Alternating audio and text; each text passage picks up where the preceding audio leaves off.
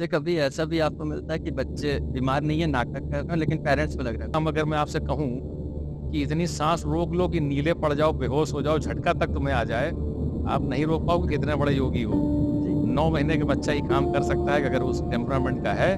पाकिस्तान में खतरा पैदा हो गया है। पाकिस्तान में भी 5वां केस पोलियो का हुआ है। अब ये एक बहुत बड़ा न्यूक्लियर बॉम्ब है कि अगर सब पूरे दुनिया में कंट्रोल हो गया, मगर ये जो 5 केस हुए हैं और इतने फैले हैं, थोड़ा-सा भी WHO चूक गया तो सब किया धरा बेकार हो जाएगा, ये पूरे हिंदुस्तान में वापस लौट। आजकल एक मुद्दा और चला है स्वामी रामदेव जी। बुक कर रखे हैं सालों से कि रात को आधा घंटे वो आएगा, 6-7, 8-8 चैनलों पे आएगा। सोचिए कितना पैसा फूँक रहा है वो। इतना पैसा अगर उसके पास कहाँ से आ रहा है? यहाँ पे भाई कमर्शियल इंटरेस्ट आ जाता है मामला। पैसा बहुत बड़ी चीज़ है। ये कोचिंग के माहौल से अगर आप देखो तो ये जो कोटा कल्चर इतनी डिजास्ट्रस है, उसको सिर्फ रेस में आगे रहना ही आता है। कोई भी सगा आपका नहीं है, आपको अपने दोस्त से छिपा के रखना कि ये नंबर ज्यादा न ले आए। रोज कंपटीशन हो रहा है, रोज आगे पीछे निकल रहे हैं, पेरेंट्स घर पे रहते हैं, वो सब हॉस्टल पे रह रहे हैं। 11वीं-12वीं में पढ़ने वाले बच्चे इतने मैच्योर नहीं होते हैं। अब कौन सी कोचिंग 9th से शुरू हो गई है, वही साइंटिस्ट नहीं पैदा करेगा। वहाँ पे मल्टीपल चॉइस क्वेश्चन क्रैक करना सिखाते हैं। सोसाइटी तो एक पार्ट है जो पेपर में हाईलाइट होती है। सोसाइटी को बहुत नुकसान झेलना पड़ेगा इस कोटा कल्चर का।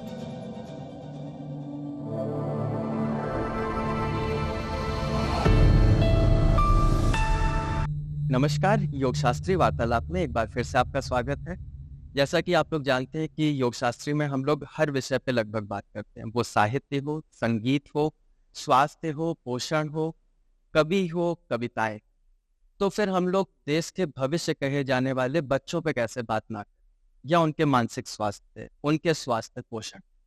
तो इन्हीं प्रश्नों के उत्तर के साथ आज का ये एपिसोड है, जिसमें हमारे अतिथि हैं डॉक्टर युगांतर पांडे जी, जो कि वरिष्ठ बाल्य रोग विशेषज्ञ प्रयागराज। नमस्कार सर। नमस्कार। योग शास्त्री में आपका स्वागत है। धन्यवाद। तो सर, सबसे पहले मन में यही प्रश्न आ रहा है कि जहाँ सब लोग ज्यादातर डॉक्टर्स बैचलर के बाद ऑर्थोपैडिक, गायनी या फिर हार्ट की तरफ जाते हैं, तो आपने बाल्य रोग? नहीं खैर, अब तो काफ़ी पुरानी बात हो गई। सन 87 में हमने BBS में सिलेक्शन लिया। तो यूजली तब इतना नहीं था, लेकिन सर्जिकल ब्रांच की तरफ हमारा टेम्परामेंट नहीं था, तो मुझे बच्चे भी पसंद थे और ये ब्रांच बहुत अच्छी लगती थी, डॉक्टर बनना ही था। तो जब स्पेशलाइजेशन की बात आई तो मुझे नॉन सर्जिकल फील्ड में जाने का मन था। तो नॉन सर्जिकल फील्ड में ये बहुत बढ़िया, बच्चों के साथ मुझे बहुत मज़ा आता है, अच्छे लगते हैं, मज़ेदार, बड़ी वैरायटी। और तो बस इसीलिए बस वो अच्छा था, ब्रांच अच्छी इंटरेस्टिंग थी, क्योंकि ये इस ब्रांच के लिए खासतौर से टेम्परामेंट आपको होना चाहिए। बहुत। बाकी ब्रांचेस में टेम्परामेंट नहीं है तो आप काम कर लेंगे, उसके चक्कर में चल कर सकते हैं। सर्जिकल ब्रांच है तो आप ENT भी कर सकते हैं, हड्डी भी कर सकते हैं, आप जनरल सर्जन भी बन सकते हैं। लेकिन अगर पीडियाट्रिक्स में आपको बच्चों से अगर आपको लगाव नहीं है या उस तरह इंक्लिनेशन नहीं है, उनकी भाषा समझने में आपको मज़ा नहीं आता, तो इस ब्रांच को आपको लेने में मज़ा नहीं आता, आप नहीं ले पाएंगे। तो थोड़ा सा इंक्लिनेशन था, इसलिए मज़ा आ रहा था तो आया, और वो मज़ा आज भी आता है। क्योंकि पेशेंस बहुत चाहिए, बड़े लोग तो सीधे बता देते हैं आपको, तो वो ये चीज़ आपको यही पढ़ाई जाती है, MBBS में यही पढ़ाई है कि कैसे समझा जाए। और बाकी इस वाली फील्ड में ये मानना पड़ेगा कि अनुभव, हालांकि हर डॉक्टरी की फील्ड में, हर स्पेशलाइजेशन में अनुभव बहुत बड़ी चीज़ है। जो आपने पढ़ाई करी है उससे कहीं ज़्यादा, इस पढ़ाई को ऐड करने के बाद ही उसमें काम बनता है। तो 1 और 1 11 हो जाते हैं जब अनुभव और आपका ज्ञान मिल जाता है।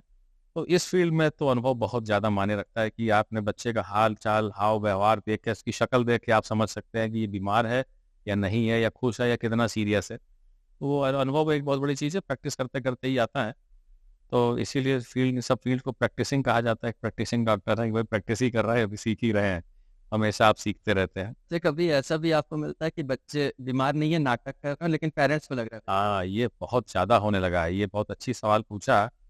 ये समस्या से हम सब भी परेशान हो गए हैं, क्योंकि ये पढ़ाई लिखाई का टेंशन, स्कूल की स्ट्रेस और मोबाइल का स्ट्रेस इतना ज़्यादा हो गया है कि दिन में कम से कम अगर माना जाए तो अगर 100 मरीज आप देखिए तो 10 बच्चे ऐसे होते हैं जिनको जनरली कोई प्रॉब्लम नहीं है। पेट दर्द तो इसमें सबसे कॉमन है, और खाना ना आना, मिचली आना, उल्टी करना दूसरा सबसे कॉमन सिम्टम है कि इसके बाद, और तीसरा चक्कर लाना, बेहोश हो जाना तक है।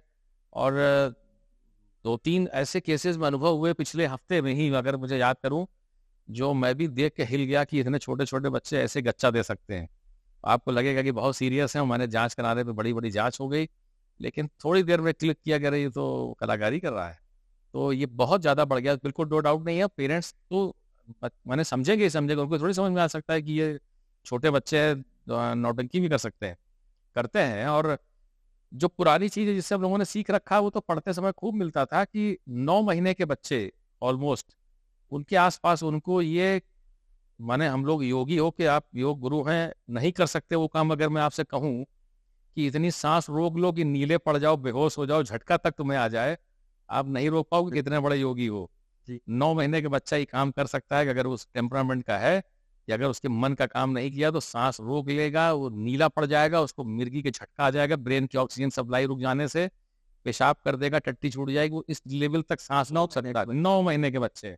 अब तो कई बार 6-6 महीने के बच्चे देखे और ये करते हैं, उसको ब्रेथ होल्डिंग स्पेल्स कहा जाता है, कि वो ब्रेथ होल्ड कर लेते हैं। वो करते बेसिकली इसलिए कि अपनी बात मनवाने के लिए, ताकि हम ऐसा काम करें कि सारे घर में सबको दहशत हो जाए। तो जब वो समझ जाएँगे कि ये इसको मार दिया चाँटा, या गिर गया किसी वजह से, खिलौना खेल रहा था आपने छीन लिया, या वो कह रहा है कि हमको गोदी में उठा लो, आपने नहीं उठाया, तो वो साँस खींच के रोक लेगा। रोकने के बाद वो नीला पड़ जाएगा, कन्वर्जन आ जाएगा, पूरा बेहोश हो जाएगा, जैसे दौड़ा मिर्गी का आता है, बेहोश हो जाते हैं थोड़ी देर के लिए। तो घर वालों की तो हालत खराब हो जाएगी देख कर के बच्चा नीला पड़ गया, बेहोश हो गया। लेकिन वो आप समझ जाएँगे, भाई प्रैक्टिस में समझ में आ जाए तुरंत की तो ड्रामेबाज़ी हो रही है। लेकिन ये समझाना बड़ा मुश्किल होता है पेरेंट्स को कि बीमारी नहीं है, इसको अगर आप इसको बढ़ावा दोगे तो ये और बढ़ेगी। तो ये मैं बता रहा हूँ कि 9 महीने से लेके 5 साल तक के बच्चों में ये समस्या रहती है, यूजुअली 4 से 5 साल में ऑटोमेटिकली ठीक हो जाती है। लेकिन मैं बता रहा हूँ कि बड़े से बड़ा योगी इतनी साँस नहीं रोक सकता कि नीला पड़ जाए, साँस रोक ले और एकदम बेहोश हो जाए, बिल्कुल मरने के कगार पे पहुँच जाए। तो वो करते हैं, अपना अटेंशन सीकिंग डिसऑर्डर है कि अब मैंने ये किया, तुमने चाँटा मार दिया तो मैंने साँस रोक ली। अब अगली बार आपकी हिम्मत नहीं होगी चाँटा मारने की कि मार देंगे तो भी नीला पड़ जाएगा ये। तो ये 9 महीने का बच्चा ये कला जानता है जो आप नहीं जानते। तो ये कलाकारी तो पुरानी है, लेकिन ये बहुत बढ़ गया है इधर। बच्चों का स्ट्रेस, पढ़ाई का स्ट्रेस, स्कूल का डर और थोड़े से शिक्षकों की अपैथी, वो बहुत प्रोफेशनली ट्रेन्ड टीचर्स नहीं है, तो होमवर्क का लोड, ये करना, डाँटना-डपटना, ओवर क्राउडिंग क्लासेस में पर्सनल अटेंशन दे पाना, इन सब फैक्टर्स की वजह से बच्चों को ये बहुत ज़्यादा बढ़ गया है कि पेट दर्द, उल्टी, मिचली बताना, पेट में दर्द होना, भूख न लगना, सुस्त पड़े रहना, ये बहुत ज़्यादा समस्या हो गई। बिल्कुल सही बात। सर जैसे कि अभी आपने एक छोटे बच्चे का उदाहरण दिया, तो आजकल हर चीज़ का तुलनात्मक देखा जाता है। तो इसकी तुलना अगर करें कि आज से 15 साल पहले बच्चे ये ज़्यादा करते थे या अब के बच्चे ज़्यादा करते हैं? हाँ, जो ये वाली बात है ब्रेथ होल्डिंग स्पेल, ये तो बराबर है, ये तो पहले भी था और ये तो पूरे दुनिया में है, सब जगह। लेकिन जैसे-जैसे वर्ल्ड मटेरियलिस्टिक वर्ल्ड की ये हम लोग बढ़ते जा रहे हैं, इकोनॉमी बढ़ती जा रही है, फैमिली मिसेस बढ़ता जा रहा है, जॉइंट फैमिली खत्म होती जा रही है, न्यूक्लियर फैमिलीज़ की तरफ आते जा रहे हैं और स्कूल और कोचिंग का लोड, कॉम्पिटिशन की मारामारी, आप देख ही रहे हो कि नीट में 720 नंबर पे 67 लोग आ गए हैं। हाँ, माने अगर उनको एम्स दिल्ली भी चाहिए हो तो लॉटरी से निकालना पड़ जाएगा, उतनी सीटें नहीं है वहाँ पे। तो ये सब चीज़ें जो होने की वजह से ये बहुत बढ़ गया है, थोड़े से बड़े बच्चों में। 5 साल की उम्र के बाद वाले जो स्कूल गोइंग से लेकर के कोचिंग तक जाने वाले, 12th-12th वाले, और ये इन सब लोगों में ये बहुत ज़्यादा बढ़ गई समस्या। और इनफैक्ट ये कोचिंग के माहौल से अगर आप देखो तो ये जो कोटा कल्चर, कोटा माने रिजर्वेशन नहीं, राजस्थान वाला राजस्थान कोटा। वाला। ये कोटा कल्चर इतनी डिजास्ट्रस है हम लोगों के बच्चों के माइंड और एक जो जो ओवरऑल डेवलपमेंट होता है, उस डेवलपमेंट पे इतना इफेक्ट करेगी कि सोसाइटी को बहुत नुकसान झेलना पड़ेगा इस कोटा कल्चर का। इसमें बच्चे टीम वर्क से अलग हो जाते हैं, अपने घर से अलग एक कमरे में रह के तैयारी कर रहे हैं। तो उसको सिर्फ रेस में आगे रहना ही आता है, चाहे किसी की भी गला काटना पड़े। अपने दोस्त कोई सगा नहीं, कोई भी सगा आपका नहीं है, आपको अपने दोस्त से छिपा के रखना है कि ये नंबर ज़्यादा न ले आए। कहने को आपका दोस्त है मगर कोई दोस्त नहीं है वहाँ। ये कॉम्पिटिशन की मारामारी है कि कुछ भी सीख लिया, नई चीज़ जान गई तो नहीं बताना है। आप स्कूल में बच्चे में रहते हैं तो आपने 100 बच्चे पढ़ते हैं, तो अगर आपने कोई चीज़ सीखी तो आप सबको बता दोगे, जी, देखो ऐसा तुम भी ऐसे पढ़ लो, हम भी ऐसे पढ़ लेते हैं। वहाँ पे ये करना कि नहीं हमने पढ़ लिया तुमको उससे छिपाना है। रोज़ कॉम्पिटिशन हो रहा है, रोज़ आगे पीछे निकल रहे हैं, पेरेंट्स घर पे रहते हैं, वो सब हॉस्टल में रह रहे हैं। अब 11वीं-12वीं में पढ़ने वाले बच्चे इतने मैच्योर नहीं होते हैं, अब कौन सी कोचिंग 9th से शुरू हो गई है। तो ये कोटा कल्चर जो है वो आपको सोसाइटी में बहुत बड़ी दिक्कत करेगा और ये साइंटिस्ट नहीं पैदा करेगा। वहाँ पे मल्टीपल चॉइस क्वेश्चन क्रैक करना सिखाते हैं। इस क्वेश्चन को कैसे क्रैक किया जाता है, जिसमें ये दिया गया तो ये ऑप्शन दिया तो आप ऐसे लगाओ। जब आप सब्जेक्टिव लिखते हैं तो आपको दिमाग लगाना पड़ता है। तो आप थिंकर बनते हैं, सोचना समझने की क्षमता उससे डेवलप होती है। तो आप इसमें आप क्रैक करने वाले बन सकते हैं, कंपटीशन क्रैक कर दिया, ये कर दिया, वो कर दिया, तरीके बताए जाते हैं कैसे किया जाता है, कैसे तिकड़म लगाओ, पर्टिकुलर क्षेत्र तक आप सीमित हो जाते हैं, तरीका फ़र्क हो जाता है, सोचने की समझने की क्षमता का आप बिल्कुल कंप्यूटराइज़ हो जाते हैं, एकदम टेक्निकल पॉइंट। तो ये कोटा उसमें स्ट्रेस बहुत ज़्यादा, अगर आप कोटा में सुसाइड का देख ही रहोगे, पेपर में रोज़ पढ़ रहे होगे, सुसाइड तो एक पार्ट है जो पेपर में हाईलाइट होती है, लेकिन एक बहुत बड़ा परसेंटेज है कोटा में पढ़ने वाले बच्चों का जो कि मेंटल डिसऑर्डर से अफेक्टेड है, जिनको डिप्रेशन और एंजाइटी बहुत ज़्यादा, बहुत बड़ा परसेंटेज, माने इतना बड़ा कि अगर उसके फैक्ट अगर एनालिसिस की जाए तो अगर वहाँ पे 10 बच्चे पढ़ रहे हैं तो उनमें 1 या 2 या 3 भी कह सकता हूँ मैं, कम से कम मेंटल डिसऑर्डर के साथ रह रहे हैं या हो जाते हैं, जिनकी लाइफ इफेक्ट होती है लॉन्ग टर्म में, फ्यूचर में भी उनकी लाइफ पे उसका इम्पैक्ट लॉन्ग टर्म रहेगा। तो यानी कि अगर प्रिपरेशन भी करनी तो माहौल एक अच्छा होना चाहिए, पारिवारिक। परिवार सबका सपोर्ट होना चाहिए, अगर आप स्ट्रेस में है तो घर में बच्चे और आपके दोस्त होने चाहिए जो कह सके अबे चलो मस्त रहो, हमको भी नहीं आता, तुमको भी नहीं आता, चलो घूमने चलते, आओ चाय पी के आते, समोसा खा के आते हैं।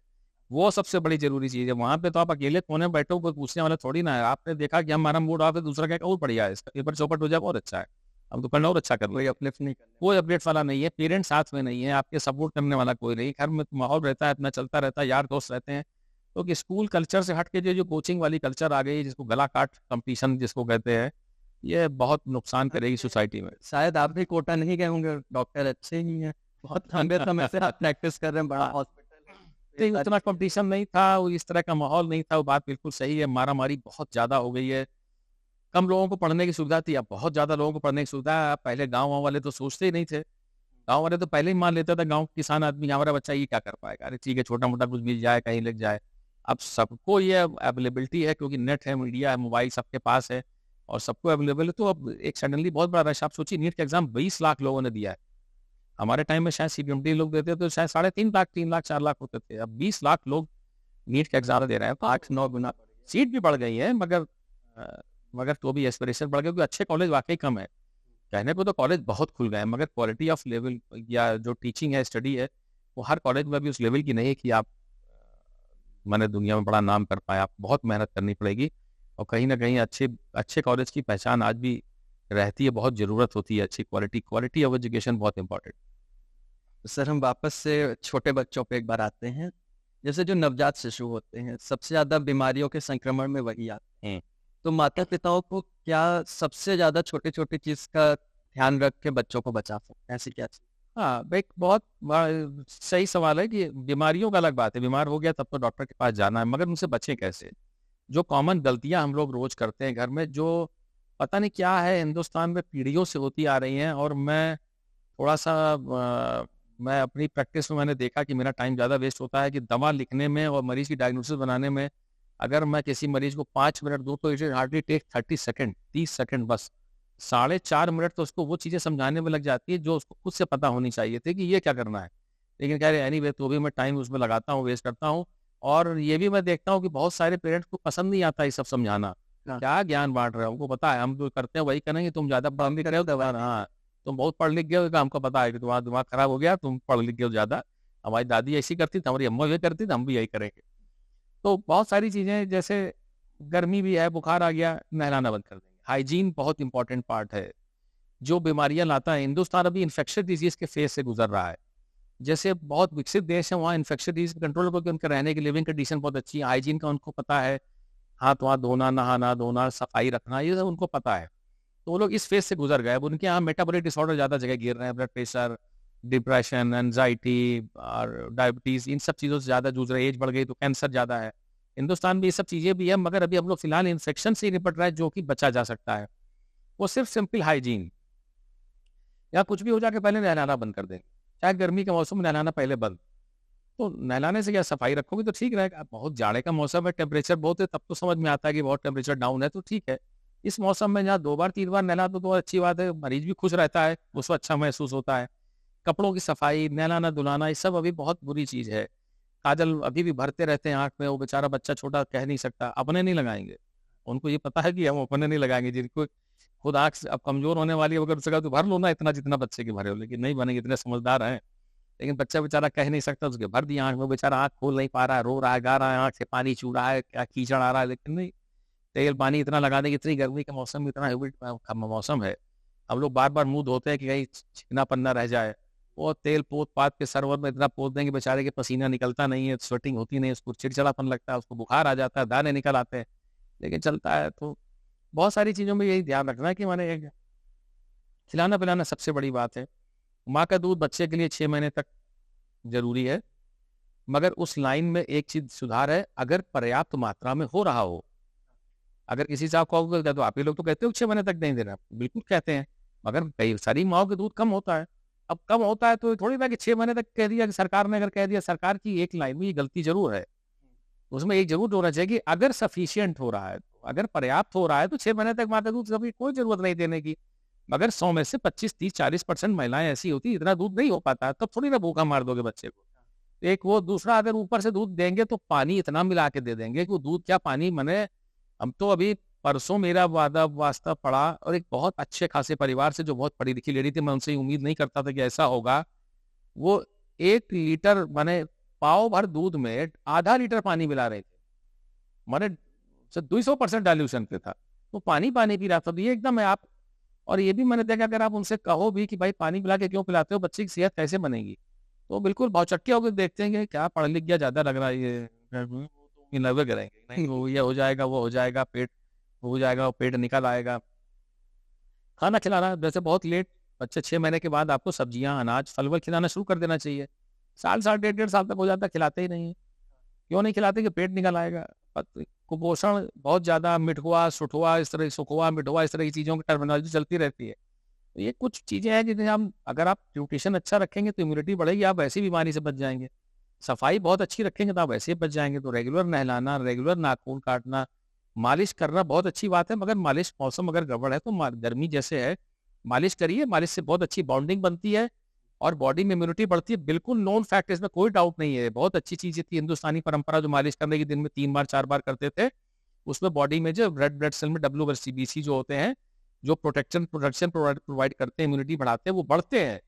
इमोशनल बॉन्डिंग बढ़ती है माँ से बच्चे की, वो बच्चा खुश रहता है, उसको इम्यूनिटी सिक्योरिटी फील होती है, माँ से बढ़ती है। सब बहुत अच्छी चीज, मगर तेल लगा के छोड़ दोगे तेरी गर्मी के मौसम में तो क्या होगा। तो करो मालिश, उसके बाद नहला दो, एक्सेस ऑयल निकल जाएगा, मतलब भर का चला जाएगा, अपने बॉडी में हो जाएगा, बच्चा खुश रहेगा, खेलेगा कूदेगा। तो सफाई रखना, न्यूट्रिशन देना, 2 बड़े इंपॉर्टेंट चीजें हैं। सफाई और पोषण बहुत जरूरी है। पोषण में जो सबसे बड़ी कमी, हमेशा ऊपर भूखा रखना, बच्चा लगातार रोता रहता है।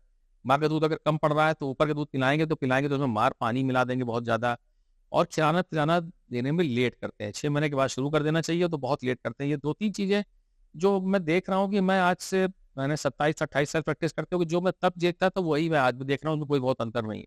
तब इतनी एजुकेशन हुई, लिटरेसी बढ़ी, लेकिन हेल्थ ये पार्ट नहीं बढ़ा, ये पार्ट उन्होंने मान लिया कि ये तो हमें ऐसे ही करना, हमारी दादी ऐसे करती तो हम भी करेंगे, इस पर डॉक्टर से पूछने की जरूरत नहीं है। और एक बहुत बड़ा सरकार का भी है, जिसमें मैं कमी कहूंगा कि कुपोषण का डेटा आएगा, कितना कुपोषण है उतना कुपोषण है। अरे कुपोषण, अगर हमारे पास खाने को नहीं है, मैं गरीब हूँ, तब तो मुझे समझ में आता है कि मेरे बच्चे अगर कमजोर है, कुपोषण होगा, सीधी सी बात में नहीं है। लेकिन जब आप देख रहे हो कि सफारी में घूम रहा है बच्चा, वहाँ घर में स्कॉर्पियो में सब घूम के आए हुए हैं और फॉर्च्यूनर लेके आ रहे हैं, और बच्चे का वजन नॉर्मल से नीचे, तो वो वहां पे सिर्फ ज्ञान की कमी है। तो कुपोषण के कारण जो है कि हिंदुस्तान में सरकार को एक डेटा करना चाहिए कि किन में कुपोषण है, जो अफोर्ड नहीं कर सकते उनमें है, उनका रीजन तो क्लियर है, आपने मिड डे मील प्रोग्राम चला रखा है, वो उसके लिए है। मगर जो अफोर्ड कर सकते हैं उनके बच्चे क्यों कुपोषित हैं भाई। ये एक बहुत बड़ा कमी है हमारे सरकारी योजनाओं में, प्रोग्राम में, कि उनको सिर्फ अशिक्षा की वजह से कुपोषित हैं। खाने की कोई कमी नहीं है, खूब है घर में उनके जो पेरेंट्स है बच्चों के, सब ओवरवेट हैं, सब डायबिटीज है, ब्लड प्रेशर, हाइपरटेंशन, 100 किलो के, वजन नॉर्मल से ज्यादा है, बच्चे सीख गया पहलवान। मतलब है तो ओबेसिटी या बच्चा अंडरवेट है, घर में सब मलाई मार के दूध पी रहा है कि वहां जाके पियेंगे लोकनाथ में जाकर के, कढ़ाई में गाढ़ा गाढ़ा, और बच्चे को जब पिलाने का नंबर है तो उसमें आधा पानी मिला। तो कुपोषण की वजह खाने की कमी एक जमाने में जरूर होता था, मगर आज की दुनिया में, हिंदुस्तान में खाने की कमी तो बिल्कुल नहीं है। सरकारी योजनाओं की वजह से भी और सबकी वजह से प्रोडक्टिविटी बढ़ी है, लोगों की अफोर्डेबिलिटी बढ़ी है, सरकारी योजनाओं से डिस्ट्रीब्यूशन बढ़ा है। लेकिन कुपोषण की इससे ज्यादा बड़ी वजह अशिक्षा है। जितने, मैं तो देखो प्राइवेट प्रैक्टिस करता हूँ, मैं कोई एक फीस लेता हूँ, तो हम चाहते भी है कि गरीब लोग आए, जो जरूरतमंद तो आए, मुझे कोई मना नहीं है, मुझे कोई इतराज नहीं, मैं उनको मुफ्त में दवा भी दे सकता हूँ। लेकिन वो डर लगता है, दिमाग में डर बैठा रहता है ना कि प्राइवेट डॉक्टर बैठा है, फीस लेगा, दवा लेंगे, बड़ा ऐसा कहाँ से बोलेंगे नहीं आते। तो जो मेरे पास आते हैं वो फीस दे रहे हैं, वो अफोर्ड कर सकते हैं, उनके भी मेरे में अगर ओपीडी देखूंगा तो दिन में 100 में से 70 बच्चे अंडरवेट है। अब 100 में से 70 तो हर हालत में अंडरवेट है, बल्कि दिन भर में गिने चुने ऐसे होते हैं जो वेट फॉर एज अप्रोप्रिएट ही दिखते हो, बहुत कम मिलेंगे आप, मतलब 8 से 10। ना 10-20% ज्यादा नहीं मिलेंगे, 100 अगर देखोगे तो 20 मरीज मिलेंगे जो चार्ट पे प्रॉपर ग्राफ में आते हो। 70% 80% ग्राफ के नीचे ही मिलेंगे। ये वो है जो अफोर्ड कर सकते हैं, जो मेरी प्राइवेट डॉक्टरों को अफोर्ड कर रहे हैं, जो यहाँ इलाज करा रहे हैं प्रॉपर, और जो वेल टू डू फैमिली है घर में लाख रुपए की खरीद सकते पढ़ नहीं सकते, बुद्धि नहीं लगा। हाँ, लेकिन सिर्फ सिर्फ अशिक्षा, सिर्फ शिक्षा की कमी और क्योंकि कोई एजुकेशन सिस्टम में भी देखा गया कि लिटरेसी लिटरेसी चिल्ला तो रहे हैं, लेकिन वही पुराना चीज रटाए चले जाए। अटैच हेल्थ लिटरेसी है नहीं, मीडिया लिटरेसी है नहीं। नहीं है। लिटरेसी और एजुकेशन दोनों बड़ी अलग चीजें हैं। जी। लिटरेट होना और एजुकेट होना बड़ा फर्क है। हम लोगों की लिटरेसी जो है वो सिर्फ इसलिए है कि हमको गले में टांग के डिग्री, ताकि कोई एग्जाम आवे तो उसकी इंटर क्वालिफिकेशन है, इसकी बीए क्वालिफिकेशन है, इसकी क्वालिफिकेशन बीएड है, तो वो ले ले, गले में डिग्री टंग जाए, कोई ना कहे अनपढ़ है, बाकी किसी तरह क्लियर किया है, वही वो कर लिया। एजुकेटेड होना चाहिए तो वो नहीं कि एजुकेशन अक्षर दिमाग खुले। हाँ, पढ़ाई इसलिए की जाती है, डिग्री तो एक बहाना है नौकरी लेने के लिए, अदरवाइज तो इसलिए पढ़ाई की जाती है कि आप दिमाग खुले, सोचने का तरीका बदले, आप कोई चीज देखें तो दिमाग में देखने के बाद 5 सवाल आए कि ये ऐसा क्यों, ये वैसा क्यों नहीं, वैसा था तो वैसा क्यों नहीं, यहाँ है तो वहां क्यों नहीं। ये सवाल पैदा हो तभी तो आप थिंकर बने, तब आप सोचेंगे, तो वो अभी बहुत कमी है। एक्टिव एक्सेप्टेंस नहीं। नहीं है। एक वो जो नौकरी वर्ड है ना, कि नौकरी नहीं मिली, तो नौकरी वर्ड के पीछे नौकर जुड़ा गया। आप नौकर बनने में तो इंटरेस्टेड है, लेकिन आप राजा बनने में इंटरेस्टेड नहीं है। आपको माने नौकरी नौकरी नौकरी नौकरी, सबको नौकरी चाहिए कि जिसमें हम काम करें चाहे ना करें, तो फिक्स तनख्वाह हमारे अकाउंट में आ जाए, महीने की एक महीने की आ जाए। ये एक बहुत खराब मानसिकता हो गई। नौकरी, नौकरी वर्ड ही नौकर के साथ जुड़ा है, नौकर बनना है। तो अगर नौकर बनने की मानसिकता ही हमारी हो गई, तब फिर हमको कोई कैसे बचा लेगा। और नौकर हमेशा झेलेगा तो है। तो सिर्फ डिग्री की पढ़ाई का मेन उद्देश्य सिर्फ नौकरी पाना है, और पढ़ना बहुत कम लोग रह गए हैं। अब अवेयरनेस थोड़ी सी बड़ी है। भाई हम हमारे पास, हम लोग के हिंदुस्तान का जो पुराना इतिहास देखिए, तो जो वेद और उपनिषद वो सब हैं, किस लेवल का ज्ञान है वो हम में से 100 में से 99 तो पढ़ने के बाद भी समझ नहीं सकते। बहुत बहुत ज्यादा उसके लिए आईक्यू लेवल हाई चाहिए, बहुत ज्ञान चाहिए, और बहुत बढ़िया थिंकिंग, बहुत अच्छे पढ़ने वाले चाहिए, तब कहीं समझ पाएंगे कि क्या लिखा था वेद में, क्या लिखा था उपनिषद में, क्या कह गए हमारे ऋषि मुनि। सामान्य आदमी की बस की बात नहीं उसको समझ भी पाना। बिल्कुल। तो अगर आप डिग्री ओरिएंटेड रहेंगे तो आपके लिए बस उस किताब में सजे रहें कि बस 4 वेद के नाम जानते रहो, उसके आगे भी कुछ पढ़ेंगे इसलिए ताकि कहीं क्वेश्चन में आना जाए। ना जाए। 4 तो वेद के नाम पढ़ लिया कि ये आईएएस के क्वेश्चन में आ जाता है, पीसीएस में आ जाता है, इसलिए पढ़ लिया। लेकिन जब तक उनको पढ़ने के लिए, पहला पन्ना पलटने के लिए आपको ज्ञानी होना पड़ेगा, तब लिटरेसी नहीं काम आएगी, तब एजुकेशन काम आएगी। तो सर टीकाकरण को लेकर आपका क्या विचार है? क्योंकि अभी भी हम देखते हैं कि शहर में तो लोग थोड़ा ध्यान देने लगे हैं, गांव की तरफ नहीं जाएंगे। छोटे शहर में ही देखा जाए तो बहुत लोग हैं जो कहते हैं अरे सबसे कुछ हमें तो ना ही लगे कौन टीका जियत तो नहीं। नहीं नहीं, लेकिन मैं इस मामले में मैं तुमसे राय नहीं रखूंगा। बहुत समय बदल गया, बहुत तेजी से बदलते देखा, और अब लोग बहुत ज्यादा अवेयरनेस है इसमें, कोई बात नहीं। उसमें एक सबसे अच्छी बात रही कि गवर्नमेंट के प्रोग्राम जो इधर ये 7-8 साल में जब से ये सरकार आई, तो उसने एक मिशन इंद्रधनुष लॉन्च किया। जी। पहले क्या था कि जो बहुत सस्ते वाले टीके थे, 5-10 रुपए के आते थे, वही वाले सरकार लगाती थी। बाकी महंगे टीके उन्होंने कर रखे थे, भैया अपना प्राइवेट में लगवा लो। लेकिन इस नई वाली सरकार ने जब 2014 के बाद से आई, तो उन्होंने एक बहुत अच्छा काम किया। इसमें बिल्कुल सबको अप्रिशिएट करना चाहिए। भले वो खुद भी अपने मुंह से नहीं कहते ये बात, लेकिन मैं तो चूंकि डॉक्टर हूँ, दिन भर देखता हूँ। 2014 के बाद से मिशन इंद्रधनुष में जबरदस्त तरीके से टीके लग रहे हैं, और जो महंगे टीके प्राइवेट में लगते थे, इम्पोर्टेड बाहर से बन के आते थे, वही सरकार सबको लगवा रही है बगैर किसी भेदभाव के। और पहले था कि मंगलवार को लगेगा, वो बुधवार को लगता है, बुधवार का नहीं आया और वो भाग गया, 5 रुपया मांग रहा है, 10 रुपया मांग रहा है, आज बंद है। सब खत्म हो गया। आज तक मैंने नहीं 10 साल में नहीं देखा कि किसी ने आके आपसे कंप्लेंट की हो कि साहब आप 10 रुपया लेते हैं तब लगाते हैं, यहाँ वहाँ गए तो वहाँ था नहीं टीका, और वो कहते हैं वो बुधवार को लगेगा। रोज लगते हैं, सब लगते हैं, बहुत अच्छे से लग रहे हैं। और वैक्सीन का अभी समझ लीजिए कि न्यूमोकॉकस की वैक्सीन 3900 रुपए के आसपास का उसके प्राइस है। वो भी सरकार सबको लगा रही बगैर किसी भेदभाव के, कि किसी का धर्म, किसी की जात या किसी की, सबको लग रहा है। रोटा वायरस वैक्सीन आती है, महंगी वैक्सीन है, 1400-1500 रुपये, सबको लग रही है। और इवन लड़कियों के लिए भी जो सर्वाइकल कैंसर वाली वैक्सीन है, वो भी यहाँ जो महिला अस्पताल है वहाँ पे सबको लगती है। जब हमने देखा था तो 3300-3400 रुपए की थी, अब हिंदुस्तान वाली भी 2000 रुपए की आ गई, मगर लगती कोई आपसे कुछ नहीं। और पूरा उसका पूरा रिकॉर्ड रखा जाता है कि लग गया कि नहीं, अगली डेट के मैसेज आपके पास पहुंच जाएगा, या जो आशा वर्कर होगी वो आपके घर आएगी कि आपके बच्चों को 1 डोज लगी थी, दूसरी कैसे मिस हो गई, तीसरी कैसे मिस हो गई, या उस आशा वर्कर से पूछा जाएगा कि तुम्हारे मोहल्ले में इसको लगी, दूसरी को लगी।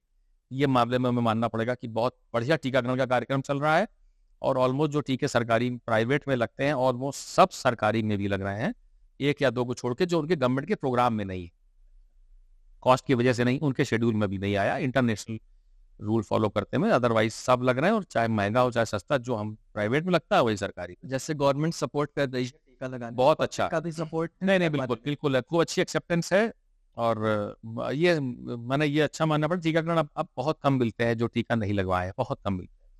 अच्छा शेड्यूल है, गवर्नमेंट का अच्छा कंट्रोल है और आशा वर्कर ने बहुत अच्छा काम किया हुआ है, गाँव में जा जाके लगाए हैं बहुत, वो उसमें तो बहुत जबरदस्त चेंज आया। अब तो बहुत रेयर देखते हैं जो टीका नहीं लगवाए, कम हो गया, कम बहुत कम हो गया। लगता है वही 2-4 हमसे मिल गए। नहीं, क्योंकि हम लोग को तो दिन भर पूछा तो पता चलता जाता ना कि क्या चेंज है। एक जमाने में बहुत चेंज था और अब काफी अब नहीं है। और अब एक जो ये है ना, सबको लगने लगा, आशा वर्कर खुद घर पे आती है, रोज चेक करती है, आशा वर्कर को भी कोई पीछे चेक कर रहा होता है। और इतने महंगे टीके हैं, वाकई इनकी कॉस्ट बहुत ज्यादा है, लेकिन सरकार वही सेम टीका लगा रही है।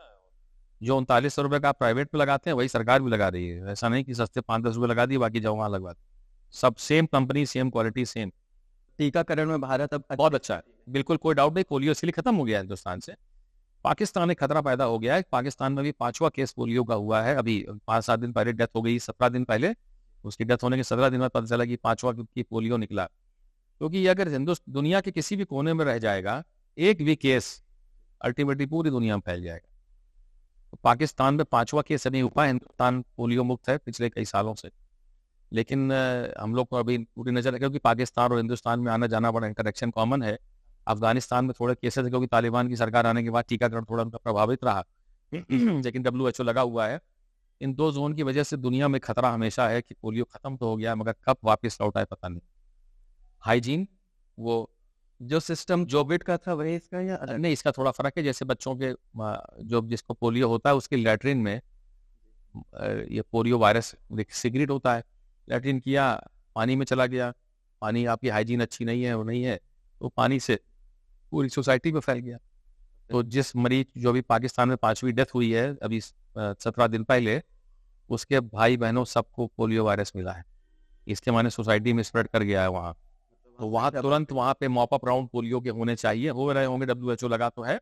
सबको जल्दी जल्दी पोलियो की डोज पिलाओ ताकि फैलने ना पाए। पाकिस्तान सपोर्ट कर रहा है WHO? नहीं करते हैं, कर तो रहे, थोड़ी आती है क्योंकि कुछ लोग उनकी मानसिकता है कि नहीं लगवाएंगे तो अड़े रहते हैं। तो ये थोड़ा जिद्दपना प्लस थोड़ा सा लोकल परिस्थितियां, law and order situation, Taliban है, कहीं IS है, कहीं वो है, सब लोग भी कई बार नहीं चाहते लगे, तो ये सब चीजें जान हथेली पर लेके जाना भी पड़ता है टीका लगवाने।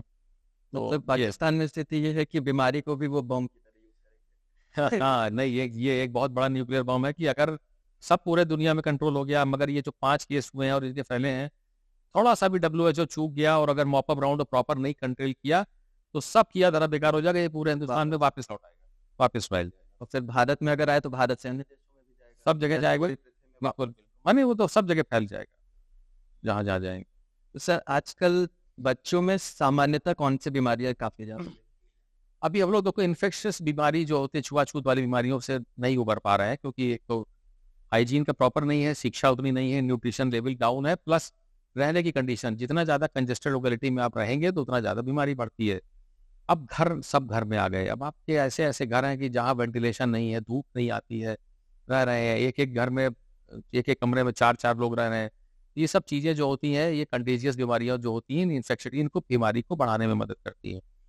तो अब लोगों के मेनली 2 समस्याओं से बच्चे अभी ग्रस्त है, वो है गैस्ट्रोइंटेस्टाइनल GI ट्रैक की इन्फेक्शन, माने डायरिया, वॉमिटिंग, लूज मोशन, दस्त लगना, और रेस्पिरेटरी जो सांस से हो जाते हैं, निमोनिया, पसली चलना, सांस फूलना, दमा होना, ब्रोंकाइटिस होना, ये इन 2 से ही सबसे ज्यादा परेशानी होती है। सांस वाली बीमारियां कंजेस्टेड लोकेलिटी में रहने से बहुत होती है कि हमको है तो हो गया, सबको हो गया। कमरे में धूप नहीं आती है तो वायरस जिंदा रह जाएगा, कंजेस्टेड लोकेलिटी है। जो लूज मोशन वाली बीमारी है खराब पानी से होती है, हाइजीन से, वही है कि लोकेलिटी कंजेस्टेड है, सीवर का पाइप एक साइड फटा है, दिन भर पानी नहीं आता, लिमिटेड पानी से काम चलाना है, तो उतनी जगह से उतना बर्तन, उतना हाथ धोना पॉसिबल नहीं है, तो फैलती है। और हाइजीन की अगर आपको आइडिया नहीं है, कटोरी चम्मच से दूध पिलाने की जगह बोतल से दूध पिला रहे हो, बोतल को कैसे केयर की जाती पता नहीं, एक ही बोतल चल रही है 6-6 महीने से, वही बोतल का ढक्कन क्यों होता है पता नहीं, बोतल यहाँ लुढ़क रही है, वहाँ लुढ़क रही है, फिर मुंह में डाल लिया। तो ये 2 बीमारियां भी बहुत ज्यादा है जो बच्चों की बीमारी, और प्लस जो मोर्टेलिटी रेट है दोनों के लिए रिस्पॉन्सिबल है, GI tract infection, respiratory tract infection. जिसको कि आराम से क्योर किया जाए, प्रिकॉशन। काफ़ी कुछ बचा जा सकता है। 100% तो दुनिया में कोई नहीं बच पाया, लेकिन काफ़ी बचा जा सकता है। वायरल इन्फेक्शन सांस से आते हैं तो उनसे बचा नहीं जा सकता, लेकिन अगर आप दूर दूर रहते हैं, खुले में रहते हैं, हवा में वेंटिलेशन है कमरे में, धूप की रोशनी अच्छी आती है, तो आप इनसे बच सकते हैं। सफाई रख के काफ़ी चीज़ों से बचा जा।